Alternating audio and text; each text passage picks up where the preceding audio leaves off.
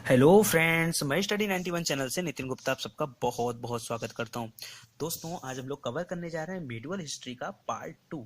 इसके पहले हम लोगों ने पढ़ा था इस्लाम धर्म के बारे में, और वो हम इसलिए पढ़ रहे थे कि हमको पता चले कि भारत में अरबों का जो आक्रमण हुआ था वो आखिर क्यों और कैसे हुआ। तो थोड़ी सी हमको वहाँ ब्रीफ थ्योरी मिली खलीफाओं के बारे में कि खलीफा क्या थे, क्योंकि खलीफा का हस्तक्षेप उस समय बहुत ज्यादा था। इस वजह से ये टॉपिक जो है थोड़ी सी इंपॉर्टेंट बन जाती है। आइए शुरू करते हैं मोहम्मद बिन कासिम के बारे में जानना। लेकिन कासिम के बारे में जानने से पहले थोड़ी सी बात और छूटी रह गई हैं जो आपको बताना बहुत जरूरी है, इसलिए मैं वो सारी चीजें आपसे बताना चाहता हूँ।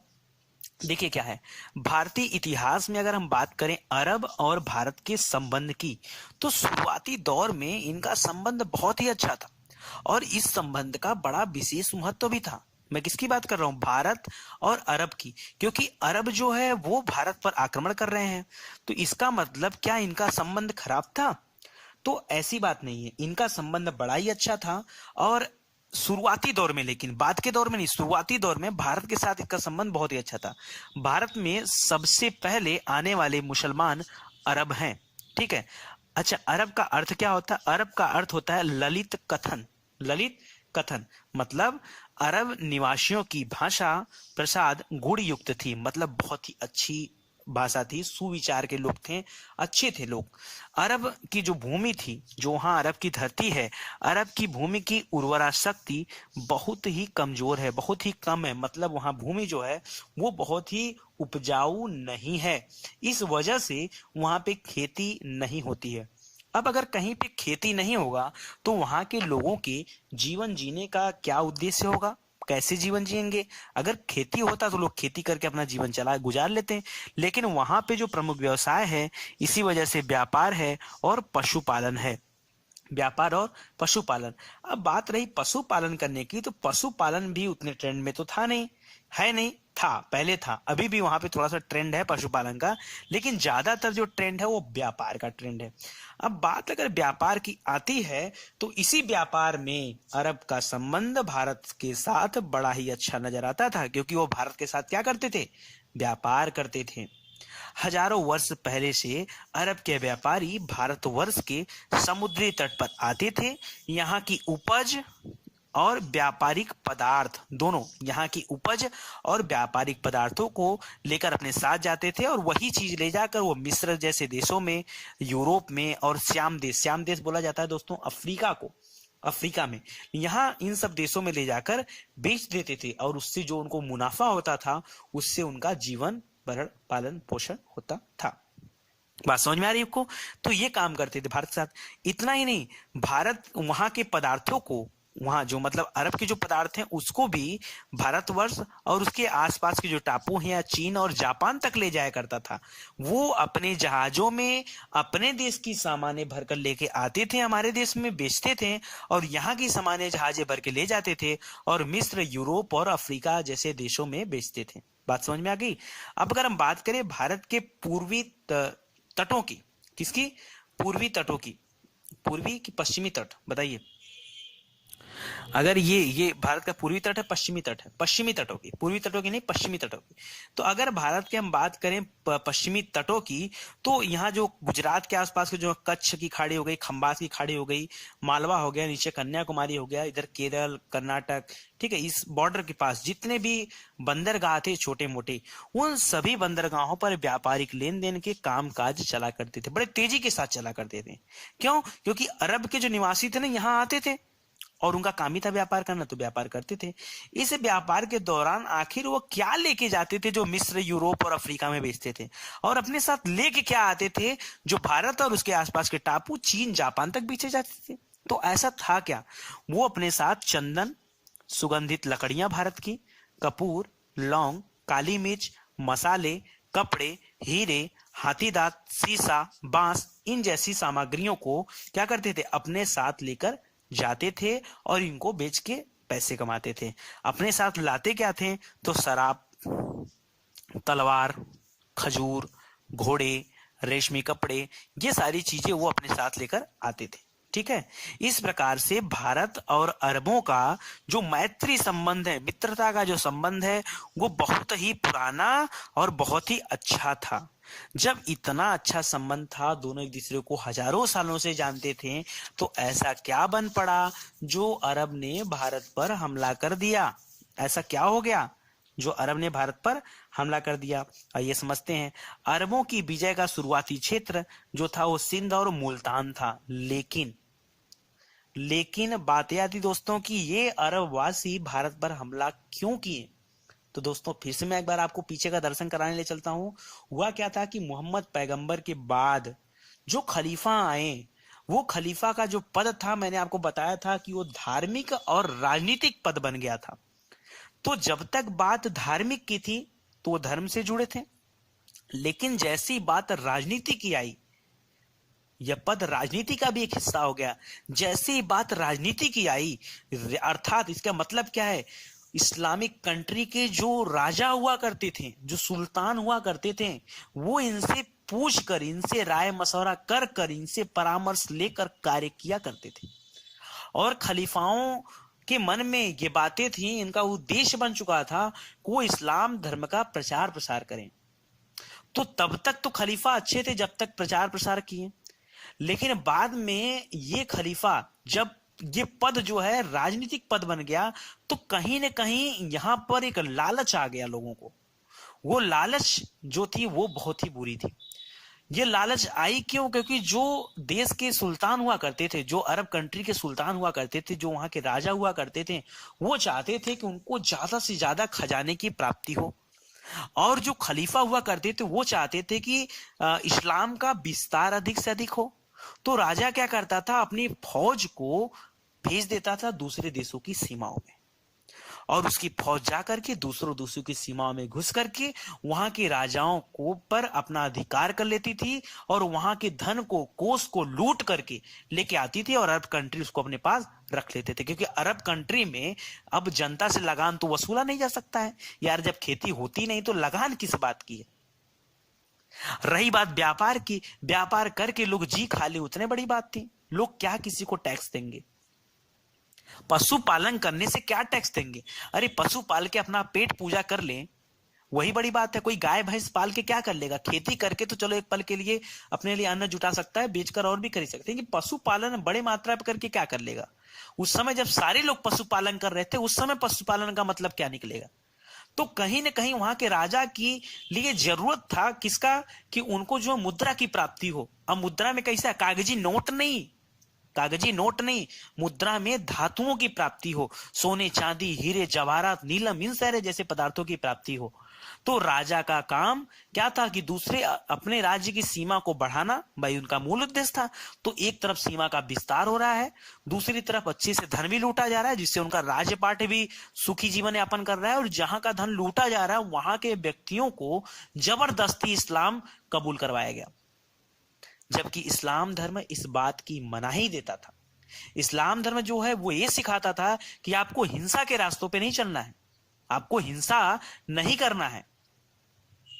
आपको अगर इस्लाम धर्म का विस्तार करना है तो आप लोगों को इस्लाम के बारे में बताएं। लोग खुद ब खुद अच्छी चीजों से लोग जुड़ते हैं। जब बातों में अच्छाई होगी, कार्य में अच्छाई होगा, तो लोग खुद ब खुद जुड़ेंगे। ठीक है, तो ये चीजें थी। तो इधर क्या हुआ, राजाओं ने हमला कर इसी उद्देश्य को लेकर के भारत में सर्वप्रथम 636 ईस्वी से लेकर के 637 के मध्य में हजरत उमर की खिलाफत के समय में एक आक्रमण हुआ।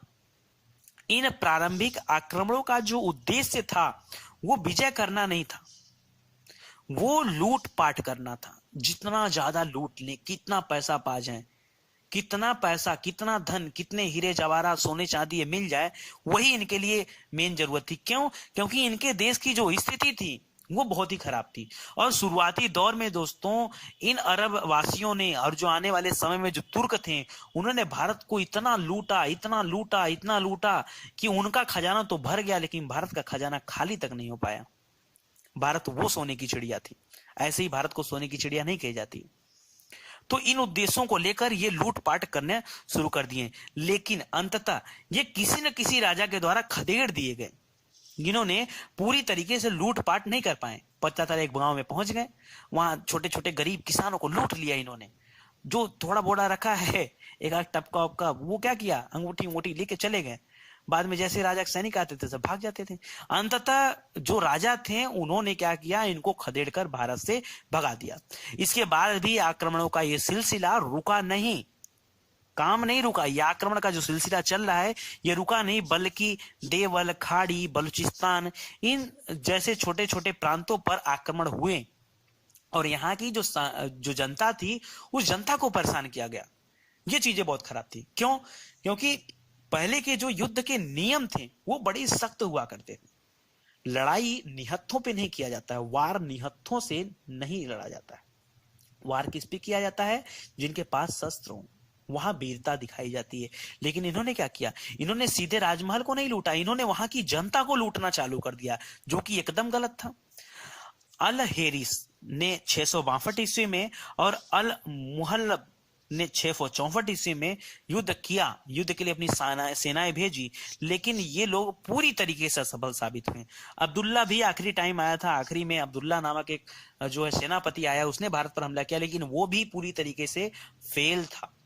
तो छोटे छोटे करके कई सारे सेनापति जो है भारत में आए, लेकिन ये सभी के सभी लोग फेल थे। तो इससे दिक्कत हुआ किसको? खलीफाओं को। जो वहां के राजा थे, जो सुल्तान थे, उन्होंने देखा है भारत कौन सी खेत की मूली है कि भारत के लोगों को मैं हरा नहीं पा रहा हूं। आखिर में उन्होंने एक समूह बनाया और एक विशेष नेतृत्व में सेना को भेजा, और वो नेतृत्व था मोहम्मद बिन कासिम का। मोहम्मद बिन कासिम के बारे में कहानी शुरू करते हैं। मोहम्मद बिन कासिम की अगर हम बात करें तो यह नवयुवक एक अरब सेनापति था। उसने इराक के प्रांतपति अल हज्जाज, जिसको कि खलीफाओं से मान्यता भी प्राप्त था, अल हज्जाज ने इसके चाचा और ससुर भी था। ठीक है, अल हज्जाज कौन था? इसका चाचा था। ये नहीं रहेगा। अल हज्जाज कौन था? इसका चाचा था और ससुर था। या हम कह दें कि मोहम्मद बिन कासिम अल हज्जाज का क्या था? भतीजा था या दामाद था। ठीक है।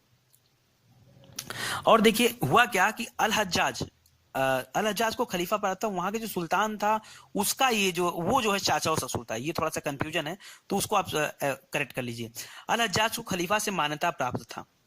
अल हज्जाज को एक जहाज मिला था, एक जहाज नहीं कुल 8 जहाज मिले थे। ये बहुमूल्य उपहारों से भरे हुए जहाज थे जिनको लूट लिया गया था। ये जहाज आ कहां से रहे थे? ये उपहार श्रीलंका के राजा के द्वारा खलीफा और हज्जाज दोनों को भेजा गया था। ये उपहार लंका द्वारा खलीफा और हज्जाज दोनों को भेजा गया था। और वो जहाज कौन लूट लिया? उन जहाजों को कुछ समुद्री लुटेरों ने लूट लिया।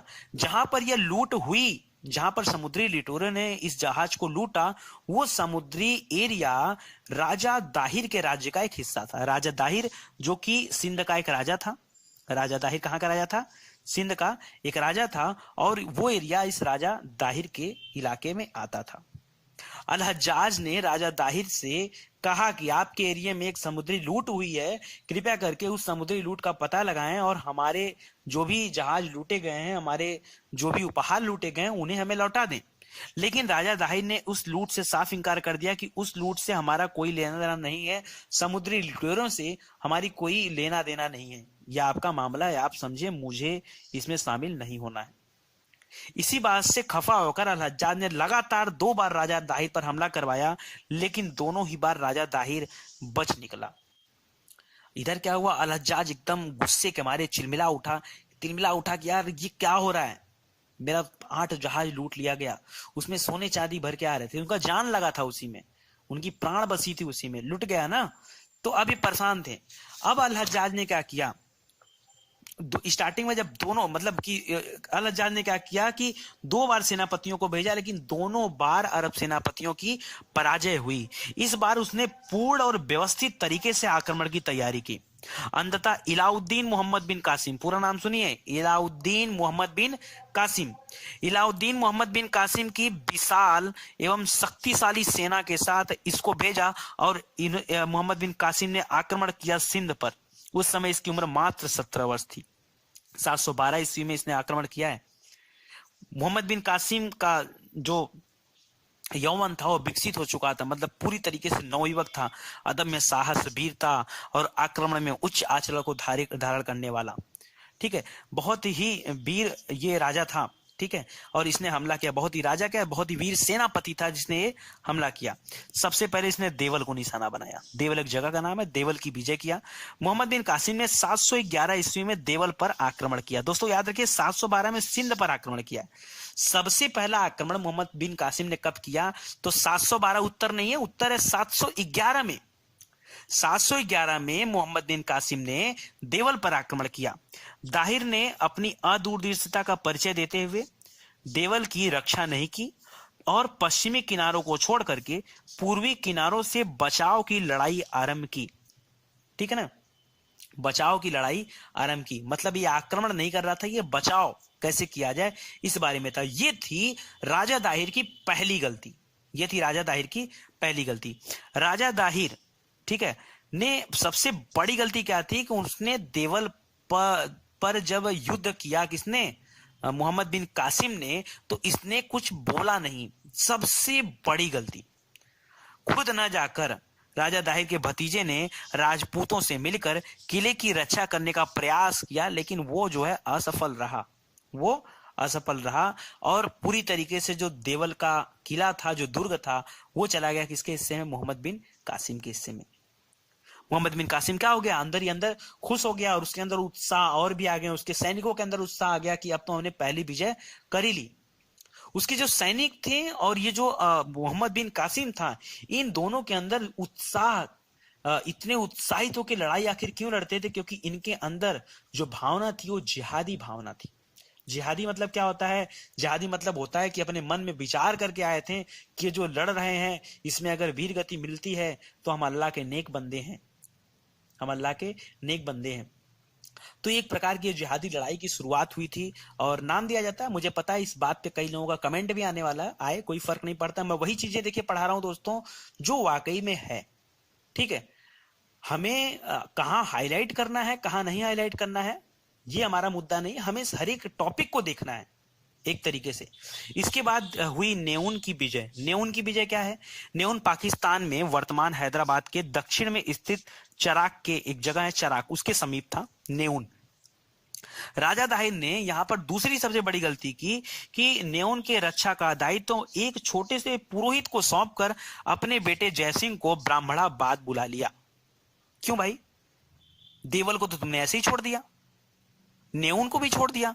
एक राजा की कहीं ना कहीं ये फॉल्ट मानी जाएगी और बहुत बड़ी फॉल्ट है। नेउन में ज्यादातर बौद्ध रहते थे, वहां पे बौद्धों की संख्या बहुत अधिक थी और बौद्ध लोग जो होते हैं वो शांति प्रिय होते हैं। उनका काम लड़ाई करना नहीं होता है, उनको शांति से मतलब है, शांति प्रिय लोग थे। तो बौद्धों ने लड़ाई नहीं किया और बिना युद्ध के ही नेउन दुर्ग पर मोहम्मद बिन कासिम का अधिकार हो गया। तो कहीं ना कहीं ये उत्साह जो मोहम्मद बिन कासिम का है वो बढ़ता जा रहा है, वो लगातार बढ़ता जा रहा है और ये एक दिन बहुत ही बड़े खतरे का सामना करना पड़ेगा राजा दाहिर को। सहवान का विजय, अगला क्या है? सहवान का विजय। सहवान को सिविस्तान भी बोला जाता है। सहवान का जो शासक था वो माजरा था। माजरा जब देखा इतनी बड़ी सेना लेकर मोहम्मद बिन कासिम उसकी तरफ आ रहा है, बिना युद्ध किए वो नगर छोड़कर भाग गया, भगौड़ा। सहवान तो ऐसे ही कब्जे में आ गया। इस पे भी राजा दाहिर ने कुछ नहीं किया। शीशम के जाटों पर विजय। माजरा जो भागा था यहीं पर वो मुलाकात हो गया शीशम के जाटों के पास ही और उसको मार दिया गया। ठीक है, डर के मारे जाटों ने भी अधीनता स्वीकार कर ली। मोहम्मद बिन कासिम ने जाटों ने भी इसकी अधीनता स्वीकार कर ली, उसका विजय हो गया। इसके बाद हुआ राजाओं का युद्ध या ब्राह्मणवाद का युद्ध। ब्राह्मणवाद का युद्ध, ठीक है। ये युद्ध हुआ राजा दाहिर और मोहम्मद बिन कासिम के बाद। बड़ा ही भयंकर युद्ध हुआ, लेकिन इस युद्ध में राजा दाहिर की हार होती है और मोहम्मद बिन कासिम जीत जाता है। राजा दाहिर जो कि बड़े ही वीरता के साथ एक हाथी पे बैठकर लड़ रहा था। युद्ध के दौरान एक ऐसा चक्रव्यूह रचा मोहम्मद बिन कासिम ने कि उसने हाथी को मार दिया, हाथी के पैरों पर वार किया, हाथी लड़खड़ा गई। उस लड़खड़ाहट में मोहम्मद बिन कासिम हाथी के ऊपर से नीचे गिर गया, नीचे आने के बाद उसने बड़ी वीरता पूर्वक काफी समय तक लोगों से लड़ता रहा, लेकिन अंततः मोहम्मद बिन कासिम के इशारों पर जो अश्वरोही उसके सैनिक थे, अश्वरोही जो सैनिक थे, उन्हें लगातार बाण के बौछार किए और उस बाण के बौछार में राजा दाहिर अपने आप को बचा नहीं सका और उन्हीं बाणों की बौछार से इसकी मृत्यु हो गई। पूरे शरीर में बाण घुसे। तो ये था राजौर का युद्ध। राजौर जगह का नाम था। ब्राह्मणाबाद भी जगह को, उसी जगह को बोला जाता है ब्राह्मणाबाद का युद्ध या ब्राह्मणबाद का। ठीक है। इस युद्ध में राजा दाहिर मारा गया। राजा दाहिर के बेटे जयसिंह ने राजौर के दुर्ग को अपने विधवा मां के भरोसे छोड़कर ब्राह्मणाबाद, वहां से दूर एक और किला था, दुर्ग था, वो ब्राह्मणाबाद के नजदीक बना हुआ था, वहां पे चला आया कि वहां पे हम जाके रक्षा करेंगे। लेकिन जब जयसिंह पहुंचा राजौर के दुर्ग के पास तो इसकी मुलाकात हुई इसकी विधवा पत्नी से, राजा दाहिर की विधवा पत्नी से। उससे मुलाकात हुई। उसकी विधवा पत्नी ने जब देखा कि अब उसकी तरफ मोहम्मद बिन कासिम आ रहा है तो उसने अपनी इज्जत बचाने के लिए, उसको पता था कि वो तो लड़ पाएगी नहीं, उसकी सेना हार चुकी है और पति उसके प्राणों की रक्षा करने के लिए, उसकी इज्जत सम्मान की रक्षा करने के लिए नहीं है, तो उसने क्या किया, जौहर व्रत प्रथा का पालन किया। वही पालन किया जो पालन की है रानी पद्मावती। राणा रतन सिंह की पत्नी है रानी पद्मावती। अभी पद्मावती मूवी भी आने वाली है। ठीक है। तो उसी टाइप का ये भी है जौहर व्रत प्रथा। आता है आपके एग्जाम में क्वेश्चन कि सबसे पहले जौहर व्रत प्रथा पालन करने वाली कौन महिला थी, तो आपको याद होना चाहिए राजा दाहिर की पत्नी। ठीक है। जब मोहम्मद बिन कासिम ने हमला किया था तो इसी ने, राजा दाहिर की पत्नी ने स्वयं को अग्निकुंड में जला लिया, स्वयं को अग्नि के हवाले कर दिया। सती जैसे होते हैं ना, ठीक उसी तरीके से। ब्राह्मणाबाद में इधर क्या हुआ, पता चला मोहम्मद बिन कासिम को कि ब्राह्मणाबाद में भाग गया जय सिंह, इसका लड़का। ठीक है। तो जय सिंह के पास गया, किंतु अब जय सिंह के साथ दमदार लड़ाई हुई मोहम्मद बिन कासिम की। जय सिंह बड़ा अच्छे से लड़ता रहा, लेकिन इसके राज्य के कुछ लोग थे जो विश्वासघाती थे और वो किससे हाथ मिला बैठे, मोहम्मद बिन कासिम से हाथ मिला बैठे और उस वजह से जय सिंह पराजित हुआ।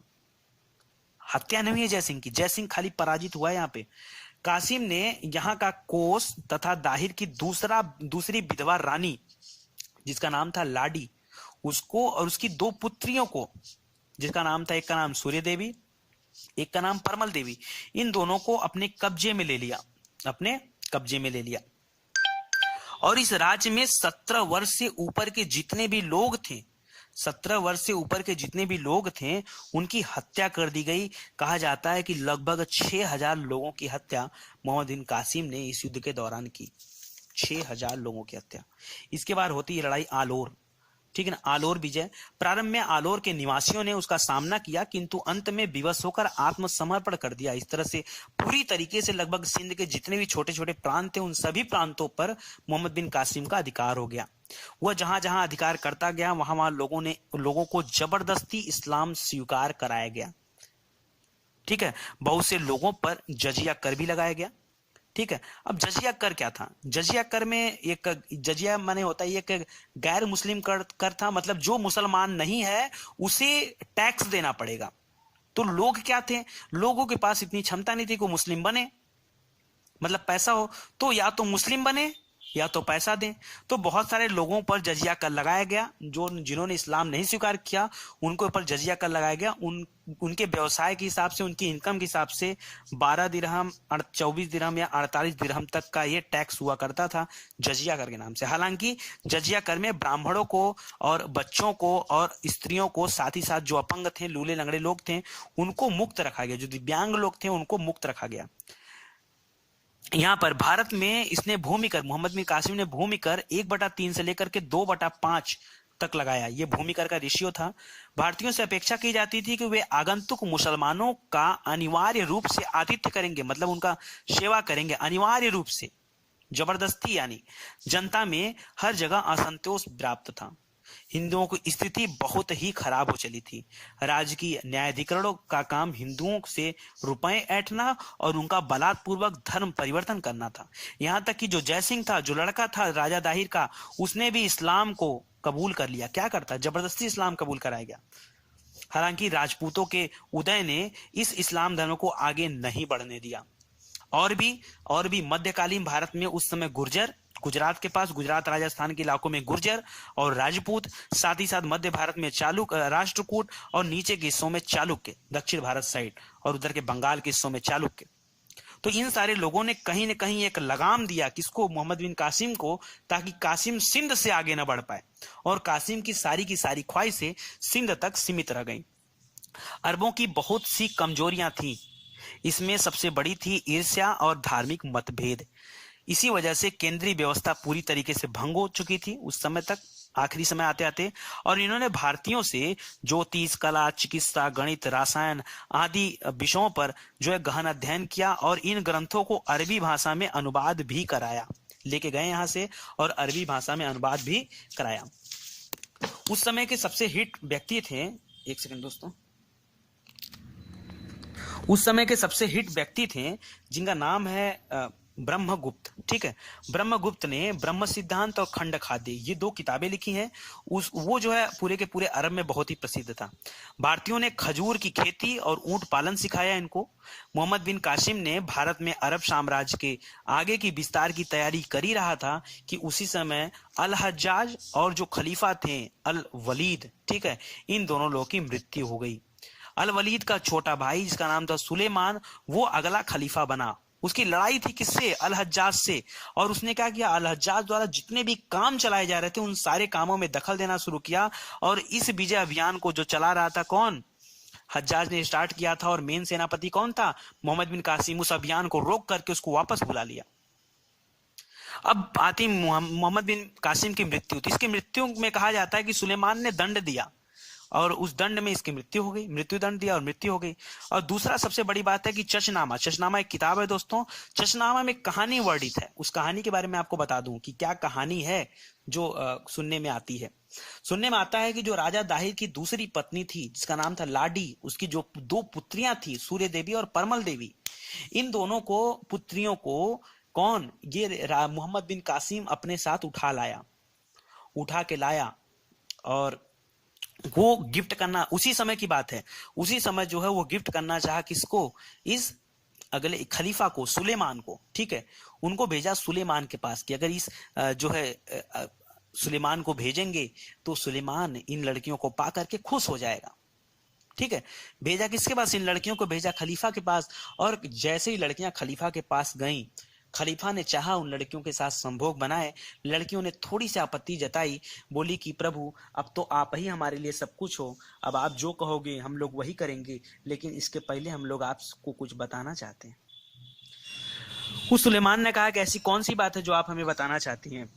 लड़कियों ने कहा कि आपको जो उपभोग के लिए जो सामग्री दी गई है, इस सामग्री का उपभोग मोहम्मद बिन कासिम पहले ही कर चुका था। एक्चुअली में ये प्लान था उन लड़कियों का, क्योंकि वो अपने पिता के मृत्यु का बदला लेना चाहती थी। राजा दाहिर को भाई मारा था मोहम्मद बिन कासिम, तो उसका बदला लेना चाहती थी कि मोहम्मद बिन कासिम को भी सजा हो। तो उन्होंने झूठ मूठ का नाटक खेला सुलेमान के साथ कि जो आप लोगों के पास हमको भेजा गया है वो तो अब हम लोग आपके यहाँ है ही हैं, जो आप कहोगे वो करेंगे, लेकिन दिक्कत इस बात की है कि हम लोगों का उपभोग पहले भी किया जा चुका है। और किसने किया? मोहम्मद बिन कासिम ने। इस बात से एकदम बौखला कर सुलेमान गुस्सा हो गया। सुलेमान किसको? इस मोहम्मद बिन कासिम को बुलाया और अपने सैनिकों को ऑर्डर दिया, आदेश दिया कि एक काम करो, बैल की खाल में इसको लपेट कर लेके आना। किसकी खाल में? बैल की खाल में। एक जिंदा बैल को उधेड़ करके उसकी खाल के अंदर भर दिया गया मोहम्मद बिन कासिम को, और जब तक इसके सामने लाया गया तब तक उस बदबू से दम घुटकर इसकी मृत्यु हो गई। ठीक है, तो कुछ इस तरह की कहानी थी। लेकिन बाद में जब उसको पता चलता है कि यह सिर्फ एक कहानी थी, तो उसने इन 2 लड़कियों सूर्य देवी और परमल देवी को जिंदा ही दीवार में चुनवा दिया। तो कुछ ये कहानी मिलती है चशनामा में। तो ये सब जानकर आपको अच्छा भी लगा होगा, और ये था हमारा इतिहास। और इसके बाद दोस्तों हम जो पढ़ाई करेंगे, अब आगे का वीडियो आपके पास ऑलरेडी जा चुका है। इसके बाद गुलाम वंश है, खिलजी वंश है, तुगलक वंश है, ये सारे वंश। अच्छा, इसके बाद आपको पढ़ना है महमूद गजनवी के बारे में, उसके बाद गौरी के बारे में, फिर आप पढ़ेंगे गुलाम। ठीक है, गुलाम वंश, खिलजी वंश और तुगलक वंश। तो आगे का वीडियो आपके पास है। और इस तरह से पूरा का पूरा सीरीज यहाँ कंप्लीट हो जाता है। जो पीछे का छूटा था वो मैंने कंप्लीट कर दिया। अब आप लोग आगे ध्यान से पढ़ाई कर सकते हैं। बहुत बहुत धन्यवाद आपका दोस्तों। अगर आपको वीडियो अच्छा लगा हो तो प्लीज वीडियो को शेयर करिए ताकि ज्यादा से ज्यादा लोग वीडियो को देख पाएं। साथ ही अगर वीडियो पे ऐड आता है तो आपसे विनम्र निवेदन है कि आप सभी वीडियो के ऐड को जरूर देखा करें, स्किप न किया करें। थोड़ा सा समय अगर आप देख लोगे तो मेरी तबीयत खुश हो जाती है उतने समय से। 2-3 बार देख लिया करो यार दिन में खोल के कि नितिन सर इतना कहते हैं, एक ही बात हर वीडियो में, एक ही बात हर वीडियो में, तो इतनी बात तो मान जाओ मेरी, ठीक है। और बहुत बहुत धन्यवाद आपका, थैंक यू सो मच।